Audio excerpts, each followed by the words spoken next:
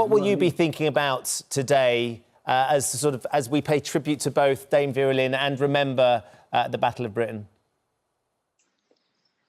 Well, if we take it, started on about June 6th.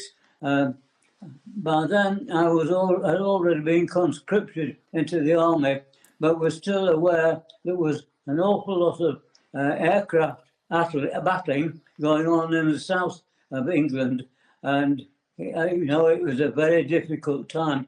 Plus the fact that we were still getting countries or getting cities bombed throughout the south of England, so that the Battle of Britain, which was in the air trying to stop an awful lot of the German bomber planes from coming in, and they were doing a very, very good job, but they were having enormous casualties throughout, but they still continued fighting. And I remember that we were all very concerned for the danger, for the ability of our aircraft and the survival of the pilots, because several were already getting killed, and that was very, very sad. Mm. And today also, of course, we're thinking of Dame Vera Lynn. And when you were in Burma, Captain Sir Tom, we've got to get all your accolades in the right order these days. There's so many. How lovely. You remember seeing her, don't you? She came out to Burma at some quite considerable danger to herself at that time. Tell us what you remember of that encounter, of that time, and what she did for the troops there. I remember too well that she appeared out of the bush with a well-armed people with her, and there she was, this lovely English girl in her khaki. She was dressed like all of us for the subcapital problems, and she was a great person to give us a lot more confidence, and we're very, very pleased to see her. Yeah, undoubtedly. We're just looking at some pictures here of some of the performances that she's done over the years. And she really has become an icon, hasn't she? Just in regards to what she was able to do as a figurehead and a forces sweetheart, as we call her. I know that she wrote you a letter about your extraordinary achievements. It must be very special, Captain Sir Tom, to think that, what you've managed to achieve, you were able to connect with Dame Vera, and that you'd seen her perform all those years ago, and she was still so important, wasn't she? Even in this time of COVID, which has been so difficult for so many, she was still such an important face for us all. So you received the letter, and she's still so poignant, even today during COVID, as she was in the Second World War. I mean, I remember, and I was absolutely thrilled to get a letter from Dame Vera congratulating me on the amount of money that we'd reserved for my birthday. And she was always she was kind, she was lovely, and I've always had a soft place in my heart for Dame Vera, and it was a very, very sad day when she died.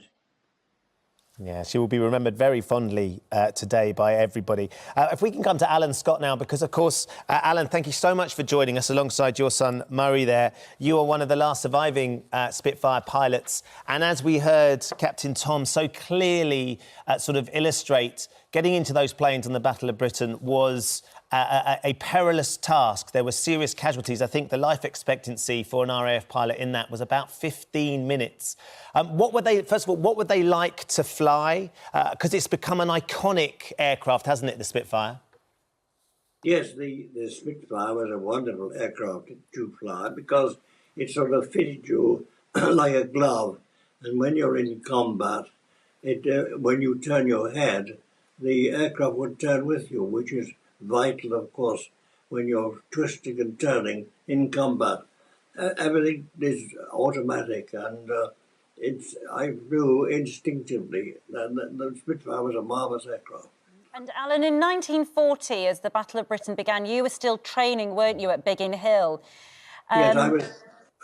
I was training at the beginning, yes. Yes, and I wonder what you feel today about us remembering it, how important it is not to forget the enormous sacrifice that those brave few, and Winston Churchill referred to it, didn't he, that never have so many owed so much to so few, because they really did change the course of history in this country, didn't they? Those brave pilots, and you would join them eventually a couple of years later once you'd finished your training.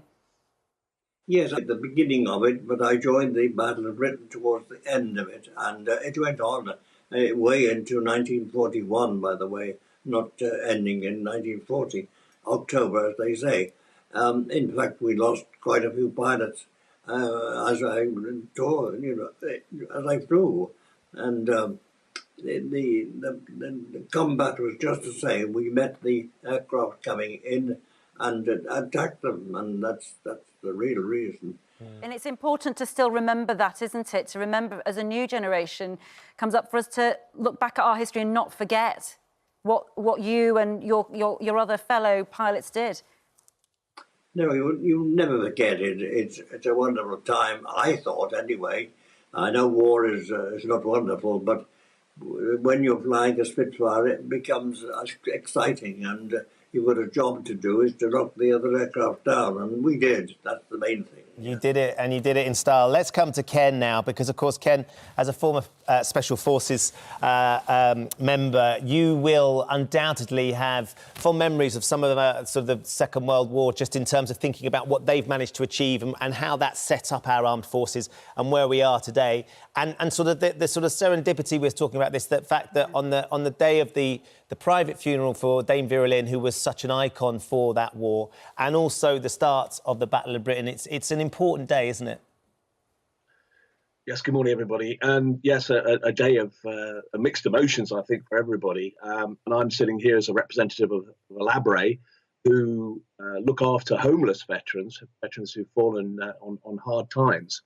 And it's a day when we are actually going to celebrate the Battle of Britain. I mean, Dame Vera signed this quilt a few years ago when she was raising money for something else, and that was the statue of Bomber Command, and there's a good picture of it. And a man called Dennis Gimes, a veteran himself, went around and got loads of signatures for this quilt. So this is being auctioned, Ken, is it? This is being auctioned, and it ends today, this evening, does it? The time for when people can bid for it. That's right. It's going on an auction site called CharityStars.com. Yeah, there's some amazing signatures on it from Sir Roger Moore, Simon Pegg, Matt Lucas, Sir Ranulph Fiennes, to name a few, and also Joanna Lumley, a great supporter of the armed forces. And yes, and Dame Vera's signatures on there. And our condolences to her family today, of course. It's a sad day in that respect.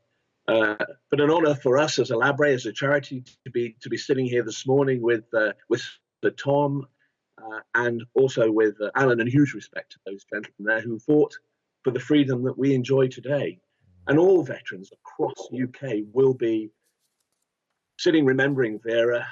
My dad would stand up for Vera Lynn when she came on the television, or we ever saw her. That was the kind of respect. My dad had chinned it in Burma with Tom, and that was the kind of woman she was. Inspirational, and that inspiration, I'm sure, is going to carry on forever, I think. Thanks so much, Ken. And Alan, just a word to you that, of course, there is still so much that needs to be done to respect our veterans, isn't there?